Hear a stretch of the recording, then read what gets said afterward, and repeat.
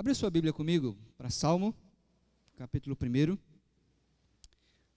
Já meditamos um pouco na semana passada sobre esse salmo.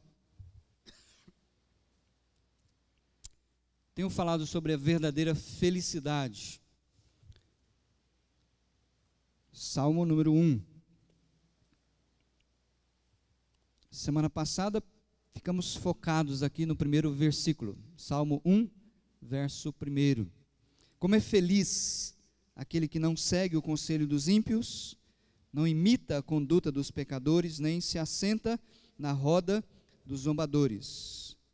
Antes, ou ao contrário, o seu prazer ou a sua satisfação está na lei do Senhor, e nesta lei medita dia e noite. É como árvore plantada à beira de águas correntes, dá fruto no tempo certo, e suas folhas não murcham. Tudo que ele faz será bem sucedido, ou tudo que ele faz prospera.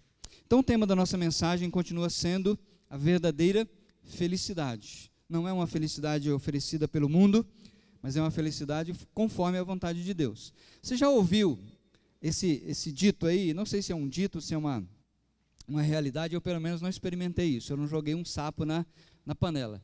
Mas dizem que se você colocar uma rã numa panela, em água normal, né, uma água fria, e levar ao fogo, a rã vai sendo gradativamente cozida, ela não salta da panela. Alguém já fez essa experiência? Mas dizem que é verdade. Uma hora eu vou fazer para checar mesmo aqui se é verdade. Mas eu fiquei pensando, o que leva uma rã ser levada ao fogo e aquecendo a água, ela não pula fora, ela fica ali quietinha? Eu pensei em duas possibilidades. A primeira, assimilação. Eu fiquei imaginando que a rã, ela vai se adaptando gradativamente, paulatinamente, devagarzinho à temperatura, e o seu corpo vai se adaptando, e sem ela perceber, ela vai sendo cozida. Uma segunda possibilidade, eu pensei em acomodação. A rã, ela se acomoda àquele status quo, ela não sai dali, ela está numa zona de conforto, ela está no seu quadrado, e ninguém tira ela dali. Então, são as duas possibilidades que eu imaginei, que eu pensei sobre o porquê desta rã ser cozida numa panela de água quente. Mas, independente de qual seja a possibilidade, eu quero hoje à noite desafiar, motivar você, como crente, a não ser cozido na panela. Porque, infelizmente, sem perceber, esse mundo vai fazendo isso conosco. Ele vai colocando ideias, ele vai colocando filosofias, ele vai colocando comportamentos que, preste bem atenção, na década de 80, quando eu estudei no seminário, e eu participava de várias igrejas por ministério no final de semana, coisas que hoje são tidas como normais nas igrejas. Eu não sou tão velho assim. Na década de 80, gente, aquilo lá era considerado um pecado grave. Coisas que não se faz no meio do povo de Deus. Então o que aconteceu? É que nós fomos assimilando esses comportamentos, essas ideias, essas filosofias do mundo. A gente se sentiu confortável e a gente está sendo cozido. E o que o Salmo tem a nos propor nessa noite é: pula fora. Você quer ser uma pessoa verdadeiramente feliz? Pula fora, antes que você seja cozido. O Salmo falou para nós na semana passada que nós precisamos aprender a deixar esses hábitos errados. Isso é uma luta contínua. Você precisa estar em espírito de alerta constantemente. Por isso Jesus disse várias vezes: vigiem. Oração e vigiar. Porque esses pensamentos vêm como conta-gotas e a gente às vezes, nem percebendo, a gente acaba fazendo aquilo que o mundão está fazendo. Por isso o escritor diz assim: olha, feliz, bem-aventurado é aquele que não faz certas coisas. Ele rejeita esses hábitos errados. Nós vimos a semana passada, ele não segue o conselho, as ideias dos ímpios, porque ele sabe que isso aí é furada. Ele não anda no caminho dos pecadores, ou seja, ele não se comporta como um incrédulo, e ele não se assenta na comunhão, não se assenta na comunidade desses zombadores. Ele está fora. Mas hoje à noite eu quero trabalhar o segundo aspecto desse salmo, que é um aspecto positivo. Ele não só deixa de fazer algumas coisas, como ele faz outras. Esse é um aspecto positivo da mensagem deste salmo que nós vamos aprender hoje à noite. É apropriar-se de bons hábitos, de boas condutas, de bons pensamentos. Como que nós vamos fazer isso? Demonstrando uma consideração positiva, amorosa, para com a palavra de Deus. Então, veja, hoje à noite eu quero refletir com você nesses 2 versículos, Salmo 1, verso 2 e 3. E o que eu quero que você guarde na sua mente, no seu coração, é que o crente, o cristão verdadeiramente feliz, não é aquele que compra uma televisão 50 polegadas. Isso também traz uma felicidade, mas logo, logo você acostuma. A minha esposa, houve uma época que começaram a ter micro-ondas dentro de toda a casa. Minha casa não tinha micro-ondas, mas minha esposa não era uma mulher completa sem um micro-ondas. Ela precisava ter um micro-ondas, porque senão a Etel não seria a Titel do Titão. E aí ela conseguiu comprar o seu micro-ondas. Mas a alegria dela foi tão passageira, que logo, logo ela desprezou aquele negócio. Então não é esse tipo de alegria que eu quero que nós tenhamos.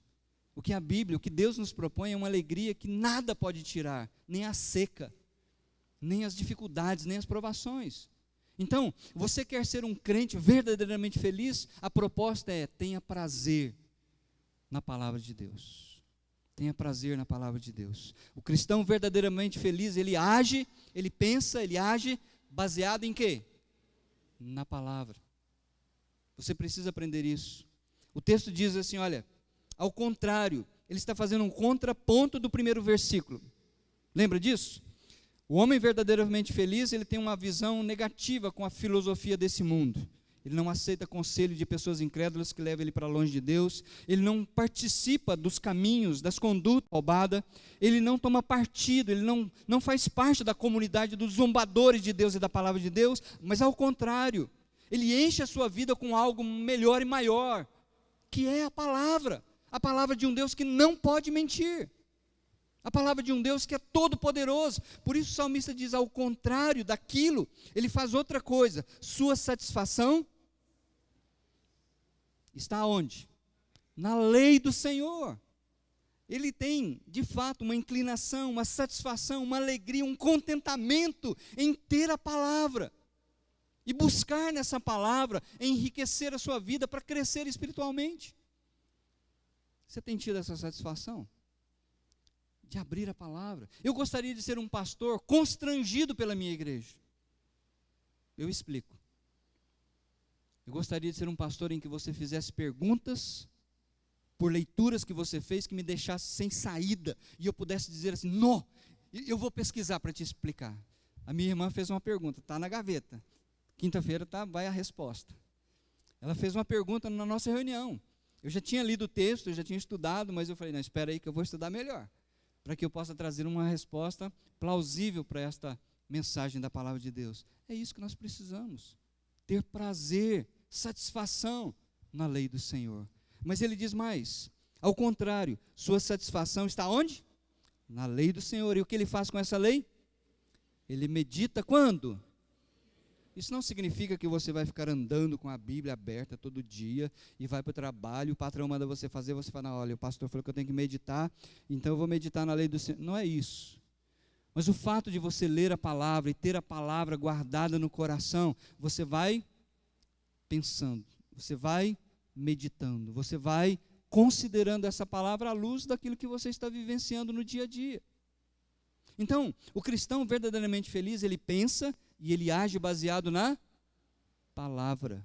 Mas para agir, para pensar e agir baseado na palavra, você precisa conhecer a palavra. E eu dou graças a Deus pela sua vida, porque você tem estado nos nossos cultos, nas nossas reuniões, e você tem gradativamente aprendido da palavra de Deus. Então preste atenção até aqui, o que o salmista está ensinando.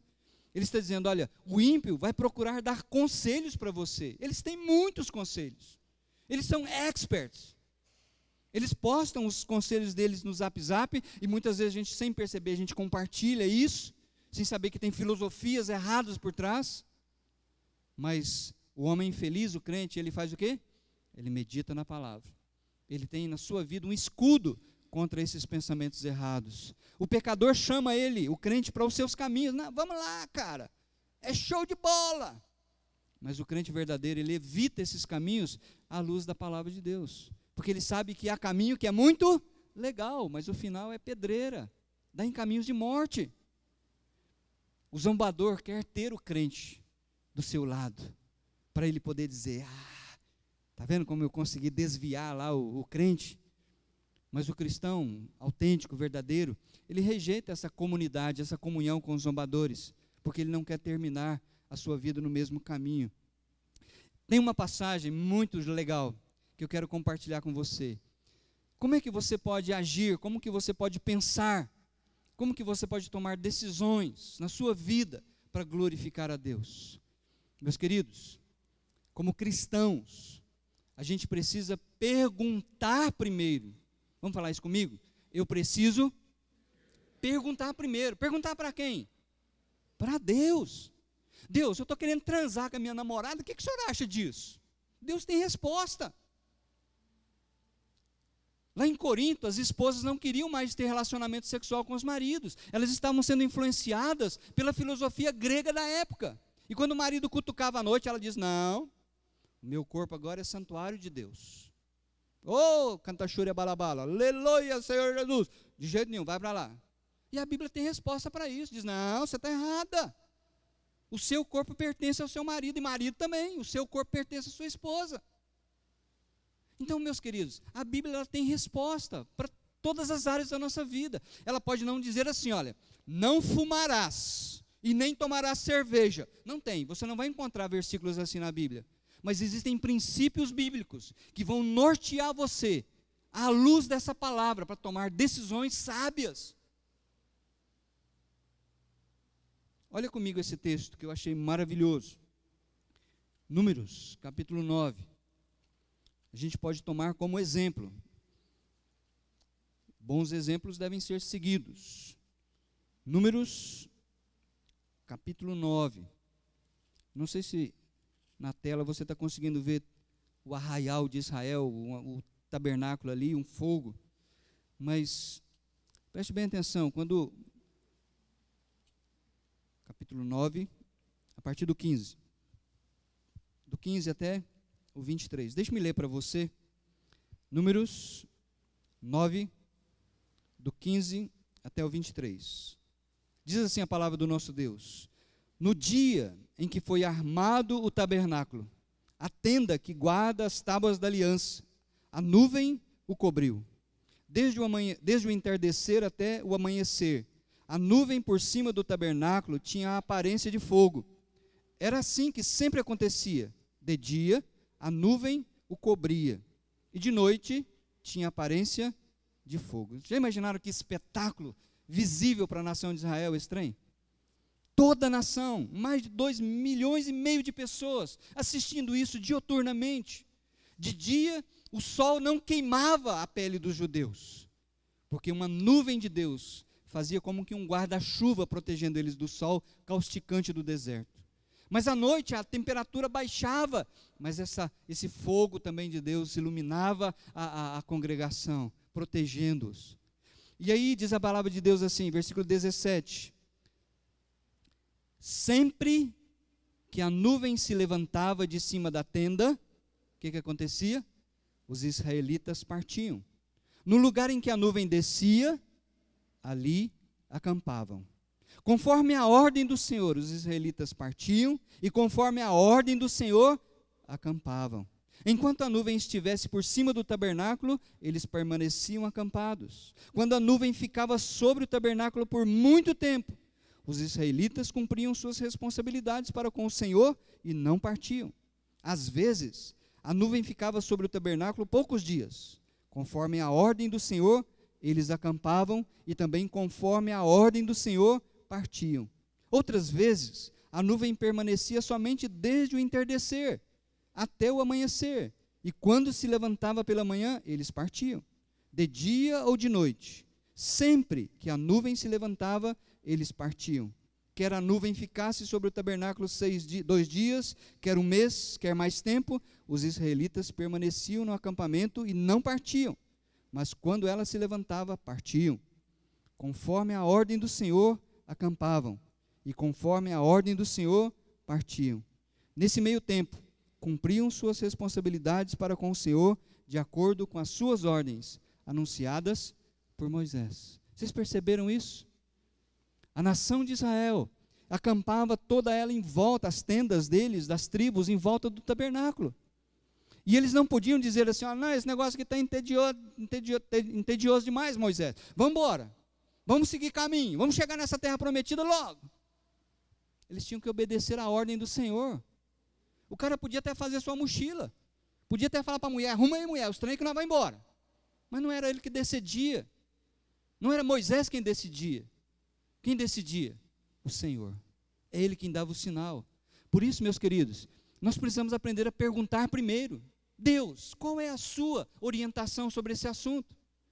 Existe na tua palavra algum versículo, alguma passagem, algum princípio que eu possa aprender sobre isso que eu estou querendo fazer? Então eu preciso perguntar. E aí eu vou na palavra para consultar essa palavra. Em terceiro lugar, então eu vou agir ou não, de acordo com a resposta do Senhor. Meus queridos, se nós fizermos isso, a gente vai evitar tanto problema, tanta dor de cabeça para nós, que vocês nem imaginam. Qual é o grande problema? É que a gente faz primeiro para perguntar depois. É depois que o trem quebra, que a gente quer juntar os cacos. Ô, dureza. Então vamos aprender com essa lição. Não parta, não saia, não faça, não tome nenhuma decisão sem ter uma convicção de que Deus está guiando você para fazer aquilo que é a vontade dEle. Josué, Deus falou isso para ele, vamos lá comigo, algumas páginas para frente. A Luísa está aí, cadê a Luísa? Ô Ana Paula, como é que chama aquele baixinho que fica aqui, que é o último a sair? É o Gabriel? É o Gabriel mesmo? É o último que vai embora? Aconteceu uma cena comigo muito legal com o Gabriel. Eu vou explicar para vocês, mas vamos para frente aí.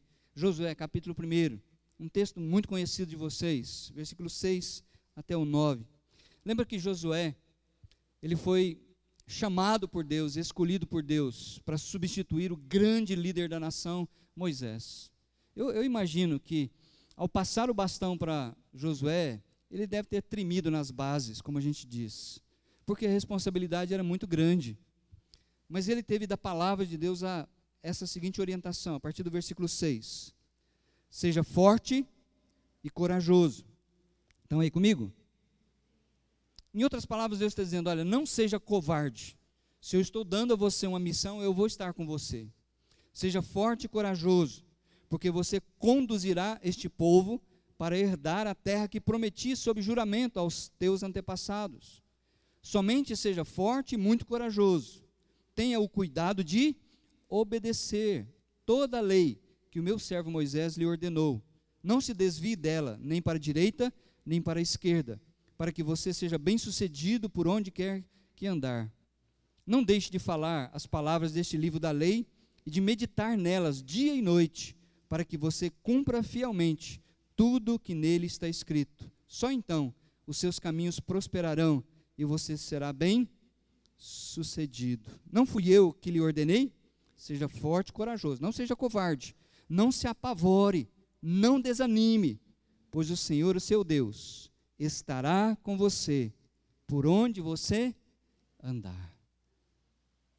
Eu estava na minha sala, esse molequinho é um dos últimos a sair, já estava anoitecendo, essa época do ano anoitece bem rápido, e ele deve ter pedido a Luísa para vir beber água aqui no bebedouro, e ele veio sentado ali, estudando, e eu só escutei aquele barulhinho da mãozinha dele, batendo lá na janela que estava fechada. Eu abri e ele falou assim, Titão, fica me olhando porque está escuro, eu estou com medo para eu pegar água. E eu falei, joia, vai lá. Quando eu abri a janela e estava olhando ele se sentiu tranquilo. Ele foi lá, pegou o copinho dele de água e foi embora correndo. Eu fechei a janela e fui sentar. Passou um pouquinho, eu escutei de novo, toque, toque, toque. Eu abri a janela e falei assim, Titão, me olha para eu pegar água, que a tia Luísa pediu para eu levar água para ela também. Eu falei, que figura maravilhosa, nós somos aquela criança diante de Deus, a gente precisa ter a convicção de que os olhos dele, na escuridão desse mundo, estão sobre nós, Eu fiquei maravilhado quando o molequinho pediu e eu olhei, a Brijanete ficou olhando para ele, ele só deu um sorriso para mim, foi lá, pegou a aguinha e foi todo assim poderoso para levar água para a Luísa. É isso que Deus tem prometido para Josué. Eu estarei com você, negão. Fica tranquilo. Nós temos uma promessa assim no Novo Testamento. O Senhor Jesus prometeu estar conosco todo domingo. Foi isso que Ele prometeu? Não. Todos os dias. Ele está conosco. Posso dizer amém? Nós precisamos ter essa convicção de que Ele está conosco em todos os momentos. Os seus olhos estão sobre nós, a gente não precisa ter medo do escuro. Como que você pode pensar e agir conforme a palavra de Deus? Em primeiro lugar, buscando você mesmo, pessoalmente, o Senhor, pedindo direção, orientação. Meus queridos, a gente ora, não é para fazer a nossa vontade. Tem muita gente que acha que orar é dizer assim, ó Deus, eu estou querendo fazer isso, então o Senhor dá um jeito aí. Oração é para quebrar o nosso coração diante da vontade de Deus. É para dizer, Senhor, eu estou com tanta vontade de fazer isso, ou aquilo, mas não seja o que eu quero. Me dá forças para aceitar a tua vontade. Porque às vezes nós somos orgulhosos, nós somos de dura cerviz, e a gente não quer se render à vontade de Deus. A gente está na panela, dentro do nosso quadrado, e a gente está acomodado. A gente não quer sair da nossa zona de conforto, porque dá trabalho. Então, meus queridos, orem quando você estiver diante de uma situação. Busque o Senhor, apresente diante dEle a sua situação. Segundo lugar, leitura da palavra. Então vai, pergunta a Deus e vai atrás de informação, procura princípios, procura textos que falem a respeito da situação que você está vivendo. E terceiro, espera. Esse é o problema nosso, que a gente não quer esperar, porque a gente vive num mundo descartável. Lembra da dona Geralda, Salcidos, Sebastiano, Zezé? Fazia o cafezinho dela, esquentava a água lá no fogão de lenha, aí cozinhava lá o pó, pegava aquele bule, aquela água lá, tinha o bule da dona Geralda, ela passava, ela não jogava o bule fora não, ela lavava aquele bule, ela usava muito tempo, e às vezes quando estava até descosturando, ela ia lá e costurava o bule, mas hoje o que a gente faz? É tudo descartável, é tudo para ontem. Nós somos influenciados por essa filosofia, por isso que a gente ora, e esperar é tão duro. O rei Saul experimentou isso. Ele mandou que uma carta para o Samuel lá vir e fazer o sacrifício, porque eles iriam para a batalha. E ele começou a olhar no relógio, falou, não, mas o profeta está demorando demais. E olhava e dizia, ó, eu tenho que ir para essa batalha. E olhava para o relógio, até o ponto que ele falou, não, traz aí a faca que eu mesmo vou fazer esse sacrifício. O profeta não chegou, é comigo mesmo, eu sou o rei. E quando ele acabou de oferecer os sacrifícios, o profeta falou, mas o que você fez? Você não tem esse direito não. Então, paciência. A Bíblia diz, olha, agrada-te do Senhor, e Ele satisfará os desejos do seu coração. Mas os desejos do seu coração têm que ser conformados com a vontade dEle. Então, em primeiro lugar, você tem uma responsabilidade pessoal, mas às vezes você precisa de orientação. É por isso que você está numa igreja, que você tem pastores, que você tem líderes que oram por você, porque querem o melhor para a sua vida. Não é vergonha chegar no líder, no pastor e falar, olha, eu não sei o que Deus fala sobre esse assunto. E o líder vai falar, eu também não sei não, mas vamos junto procurar esse trem. Tem uma passagem que eu acho incrível, vai aí comigo para Isaías, capítulo 30, versículo 20. Isaías. Olha que promessa maravilhosa Deus fez para a nação de Israel, e eu creio que para nós também. Isaías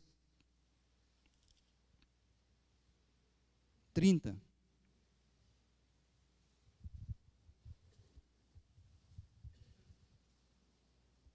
A partir do versículo 19 até o 21. Isaías 30, do 19 até o 21, diz assim a palavra do nosso Deus. Estão aí comigo? Ó povo de Sião, que mora em Jerusalém, você não vai chorar mais. Como ele será bondoso quando você clamar por socorro. Assim que ele ouvir, lhe responderá. Como que Deus vai responder?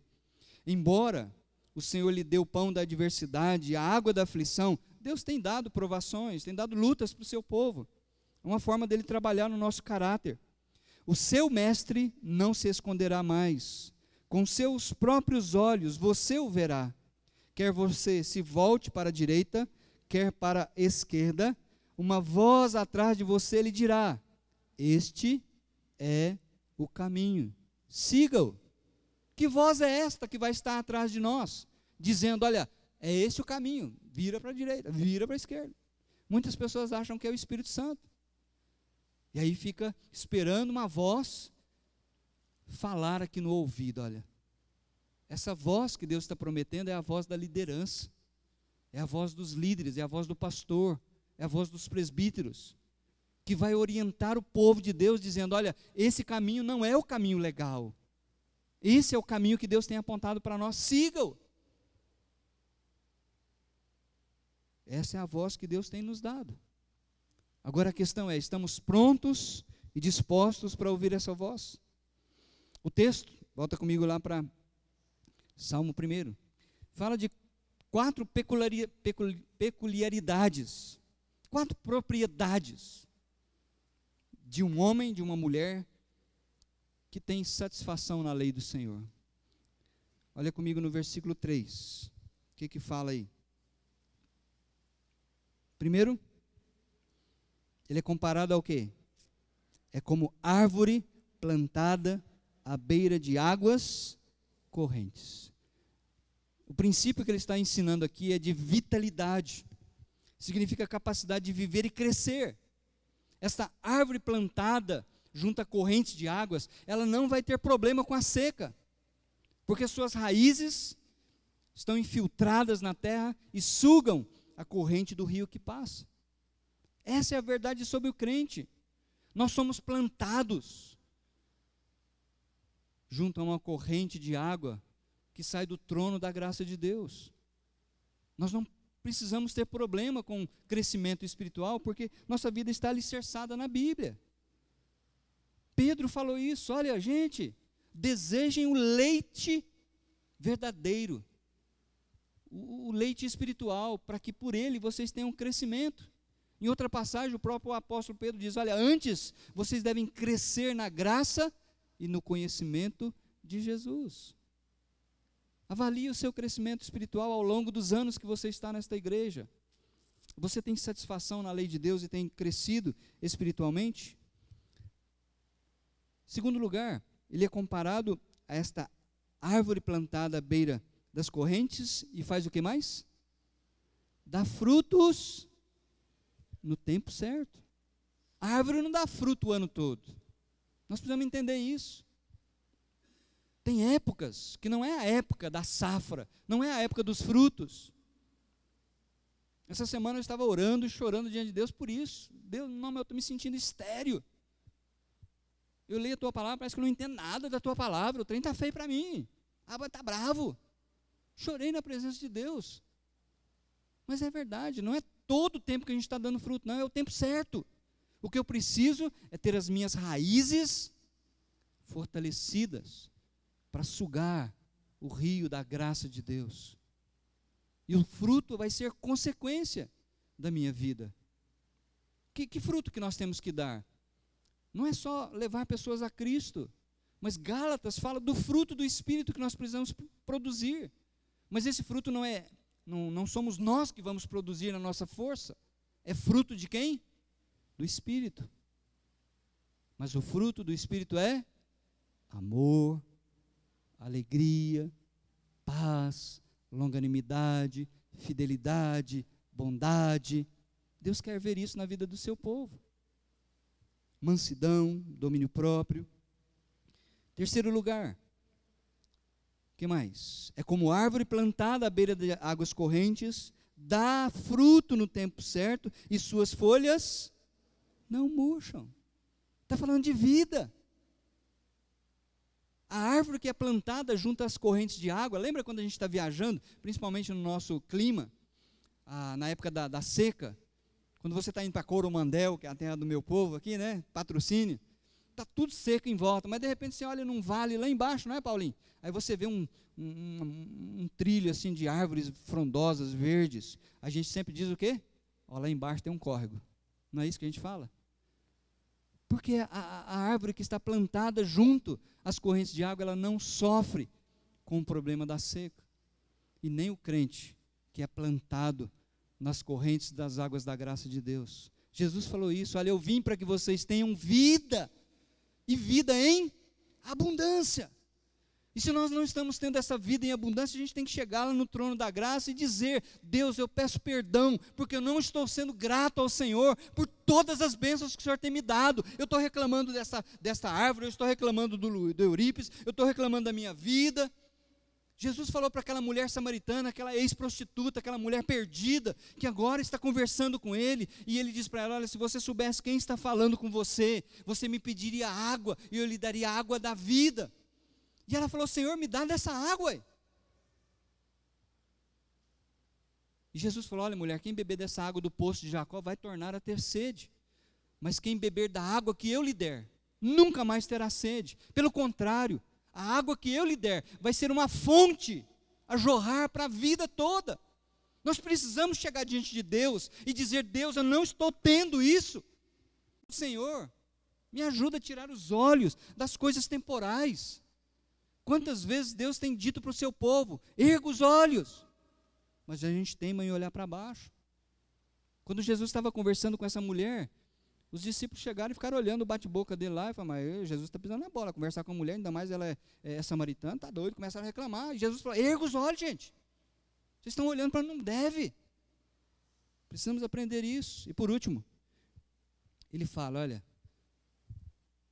tudo o que ele faz prospera. Agora presta atenção, porque tem muito pastor que gosta disso. Quando falou de prosperidade, aí já vem para o lado errado. A mesma coisa, o texto está falando a mesma coisa que Deus prometeu para Josué: se você obedecer a minha palavra, se você for forte e corajoso, você será bem sucedido, você vai prosperar como líder espiritual do meu povo. As pessoas vão olhar para você, Josué, e vão te respeitar, porque você está vivendo conforme a minha vontade. Esse prosperar não tem nada a ver com mecanismo econômico, social, é espiritual. É isso que tem acontecido na vida de vocês. Vocês têm perseverado, vocês têm vindo, têm passado por lutas, mas eu posso dizer que vocês são prósperos espiritualmente, porque vocês são plantados no rio, no trono da graça de Deus. Então fiquem firmes, ande de cabeça erguida e não se desespere, porque o nosso Deus é maravilhoso e Ele tem feito grandes coisas na nossa vida. Deixe-me concluir essa palavra com vocês. Ao ler esse salmo, Salmo 1, eu e você devemos ser levados a uma reflexão. A gente precisa olhar no espelho, sondar o nosso coração. Primeiro, pergunta: eu tenho tido prazer em ler e meditar na palavra de Deus? Se não, confessa isso para Deus. Fala: Deus, me dá alegria, me dá força, poder para ler um capítulo só por dia. Eu tenho tido sucesso nas coisas que eu faço? Eu faço, esqueço, faço, deixo, faço, mas não faço bem feito, e não tenho desonrado o teu nome? Minha vida dá frutos que honram o teu nome? Eu tenho sido uma pessoa reconhecida como transformado pelo poder do Senhor? Eu continuo com os mesmos hábitos, falando as mesmas coisas erradas? Eu vivo como árvore plantada junto às correntes de água? Quando vem a seca, quando vem as dificuldades, eu assimilo isso pela graça de Deus, mas eu não me deixo abater, eu não sou queimado pela panela da adversidade, porque eu estou plantado sobre a rocha, eu estou plantado no rio da graça de Deus. Eu peguei essa palavra aqui, olha, lá do versículo 1, como é feliz, e vi todas as vezes em que essa palavra aparece no livro de Salmos. Eu reservei 23 versículos, para eu e você entendermos o que é ser uma pessoa verdadeiramente feliz. Vamos fazer essa caminhada comigo? Rapidinho. Até meia-noite a gente vai embora para casa. Vamos lá. Número 1. Está aí. Eu quero que todo mundo leia comigo, mesmo que a sua versão é um pouco diferente. 1. Vamos lá? Como é feliz aquele que não segue o conselho dos ímpios, não imita a conduta dos pecadores, nem se assenta na roda dos zombadores. Agora vamos lá para o 2:12. Beijem o filho, para que ele não se ire e vocês não sejam destruídos de repente, pois no instante acende a sua ira, o seu julgamento. Como são felizes todos os que nele se refugiam. O que é ser feliz? Refugiar-se em Deus. Olha que legal. 32. Olha outro motivo para a gente se alegrar. Rapidinho, 32. Versículos 1 e 2. Como é feliz aquele que tem suas transgressões perdoadas e seus pecados. Quem tem aqui seus pecados perdoados e apagados? Tem muita mão abaixada. Levanta sua mão em nome de Jesus, meu irmão, porque o sangue de Jesus nos purifica de todo pecado. Isso é motivo de alegria.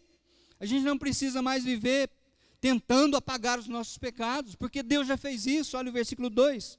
Como é feliz aquele a quem o Senhor não atribui culpa, e em quem não há hipocrisia, porque nós fomos honestos com Deus, abrimos o nosso coração e confessamos o nosso pecado diante dele. Olha comigo, 33:12. O que diz aí? Como é feliz a nação que tem o Senhor como Deus, o povo que ele escolheu para lhe pertencer. Felicidade é ter o Senhor como nosso Deus. Olha comigo ainda, 34:8, uma página para frente. 34, verso 8. Provem, vejam como o Senhor é bom, como é feliz o homem que nele se refugia. Felicidade é experimentar a provisão de Deus, do Senhor. Capítulo 40, verso 4. É a mesma palavra do Salmo 1. Capítulo 40, verso 4. Olha o que diz. Como é feliz o homem que põe no Senhor a sua e não vai atrás dos orgulhosos, dos que se afastam para seguir deuses falsos. Felicidade é colocar no Senhor a nossa esperança. 41, verso 1. O que diz aí? Como é feliz aquele que se interessa pelo pobre. Felicidade é ser usado por Deus para ajudar os outros nas suas necessidades. Nós, como povo de Deus, temos que estar com a antena ligada e quando a gente vê alguma necessidade, estar pronto a suprir essas necessidades de acordo com a vontade de Deus. 65:4. 65, verso 4. Então aí, como são felizes aqueles que escolhes e trazes para ti, para viverem nos teus átrios. Transbordamos de bênçãos da tua casa, do teu santo. Felicidade, meus queridos, é ser eleito por Deus. Deus nos escolheu para Ele. Ele nos atraiu para si. Maravilhoso demais, não é? Tem mais, estamos quase lá. 84:4. 84:4. Aí você vai falar assim depois, não, agora eu posso ficar um mês sem ler a Bíblia, porque eu já li a Bíblia demais na conta. 84:4. Como são felizes os que habitam em tua casa, louvam-te sem cessar. Nós não temos mais uma casa de Deus, mas é tão bom quando a gente está congregado com o povo de Deus, não é? Então, felicidade é ter comunhão com Deus, junto com o povo de Deus. 84:5, o que diz aí?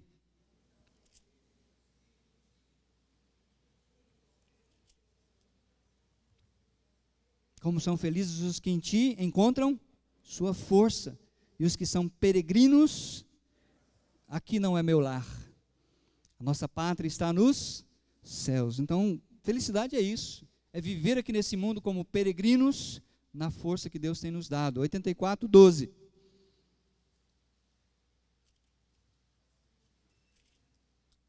Ó Senhor dos exércitos, como é feliz aquele que em ti.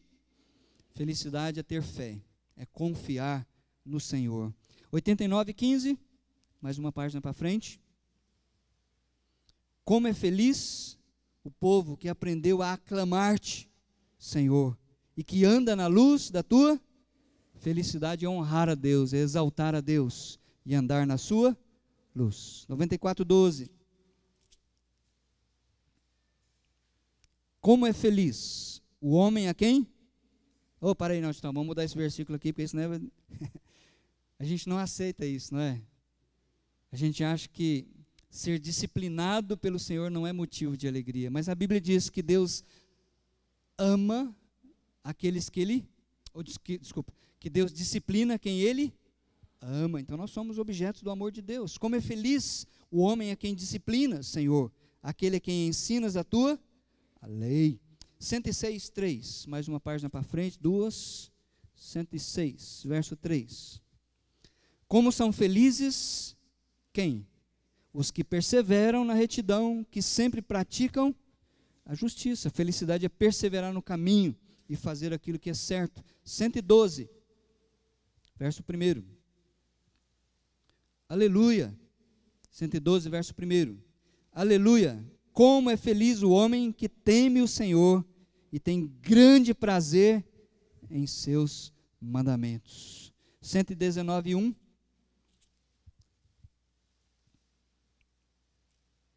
Como são felizes os que andam em caminhos irrepreensíveis, que vivem conforme a lei do Senhor.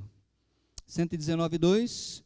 Como são felizes os que obedecem aos seus estatutos e de todo o coração o buscam. Então, felicidade é obedecer a Deus. 127:5. Esse aqui é meio difícil para nós, porque a gente está na outra cultura, né? Mas olha aí. Para o judeu, o que era felicidade? Como é feliz o homem que tem a sua aljava cheia deles. Não será humilhado quando enfrentar seus inimigos. O que é essa aljava? Ele está usando uma figura de linguagem. Vamos entender aqui. 3. Os filhos são herança do Senhor, uma recompensa que Ele dá. Como flechas nas mãos do guerreiro, são os filhos nascidos na juventude. Como é feliz o homem que tem a sua aljava cheia deles. Então, para o judeu, felicidade era ter muitos filhos, porque quando ele ficasse na velhice, os seus filhos poderiam ajudar o papai. Nós estamos numa cultura diferente, porque hoje os filhos não querem mais saber do papai velho, né? Então vamos lá. 128:1. Como é feliz quem teme o Senhor, quem anda em seus caminhos. Então, mais uma vez falando de felicidade como temor do Senhor, andar nos seus caminhos. 128:2. Você comerá do fruto do seu trabalho, será feliz e próspero. Felicidade, eu pensei aqui, é ser honesto e desfrutar do trabalho das suas mãos. 137, estamos quase lá. 137, verso 8 e 9. Temos que entender isso também dentro do contexto do Velho Testamento. Ó cidade de Babilônia, destinada à destruição. Lembra que Babilônia representa biblicamente o sistema dos ímpios, o sistema ateu contra Deus. Ó cidade de Babilônia, destinada à destruição, feliz aquele que pegar seus filhos e os despedaçar contra a rocha. A gente não pode fazer nenhum cântico desse aqui, tá? Porque isso é um entendimento do Velho Testamento. Mas para mim o entendimento é felicidade é esperar a vingança do Senhor. Ele falou isso muitas vezes. A mim me pertence a vingança, eu retribuirei. Isso vai acontecer, os inimigos do povo de Deus um dia serão julgados. 144:15 é o penúltimo. 144:15. Como é feliz o povo assim abençoado. Como é feliz o povo cujo Deus é o Senhor. Então nós temos sido um povo abençoado por Deus. A Bíblia também tem vários versículos que falam sobre isso. E por último, 146, verso 5, diz assim: como é feliz aquele cujo auxílio é o Deus de Jacó, cuja esperança está no Senhor, o seu Deus, que fez os céus e a terra, o mar e tudo que neles há, e que mantém a sua fidelidade para sempre. Felicidade é depositar toda a nossa esperança no Senhor, o único Deus que pode nos auxiliar. Meu querido, Saia da panela. Deixe de lado o seu comodismo. Deus quer você bem. Ele quer ver você feliz. Ele quer ver você útil na obra dele. Finalmente, eu tenho apenas 4 pensamentos para deixar com você. Seja forte e corajoso para ter uma vida que glorifique a Deus. Você não está para viver para você mesmo, mas você está aqui, você existe para viver para a glória, para a honra do nosso Deus. Segundo, seja forte e corajoso para ter um casamento melhor. Pula da panela. Pergunta para Deus como eu posso ser uma esposa melhor, como eu posso ser um marido melhor, como nós podemos ter uma família melhor. Terceiro, seja forte e corajoso para fazer a diferença na vida dos outros. Deus quer que você leve uma palavra de consolo, a gente já aprendeu isso aqui. Ele quer que você seja útil na vida dos outros.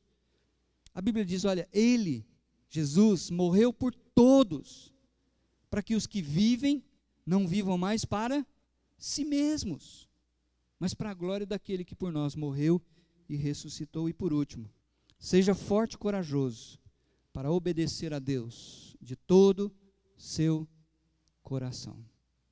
Amém? Bondoso Deus, acabamos de estudar a Tua palavra, falamos tantas coisas, muitas delas serão esquecidas, eu tenho certeza disso, mas trabalha no nosso coração hoje à noite, para pelo menos lembrarmos de que a pessoa verdadeiramente feliz, seja homem ou mulher, jovem ou criança, é aquele que tem prazer na lei do Senhor. Ajuda-nos, no meio de tantos afazeres, trabalho que nos consome, o cansaço de quando nós chegamos em casa, o dia que atropela outro dia, a semana que atropela outra semana, porque parece que passa tão rápido, mas nos dá força, nos dá aquele deleite que só o Teu Santo Espírito pode dar, para que a gente tenha esse gozo, essa alegria, esse desejo de ler a Tua palavra, ter comunhão com o Senhor. Ilumina a nossa mente para compreender a Tua palavra. E que a graça do Senhor Jesus, o Teu amor e a comunhão do Teu Espírito esteja sobre nós, o Teu povo, agora e para todo sempre. Seja conosco, bondoso Deus, é o que eu te peço, em nome de Jesus. Amém.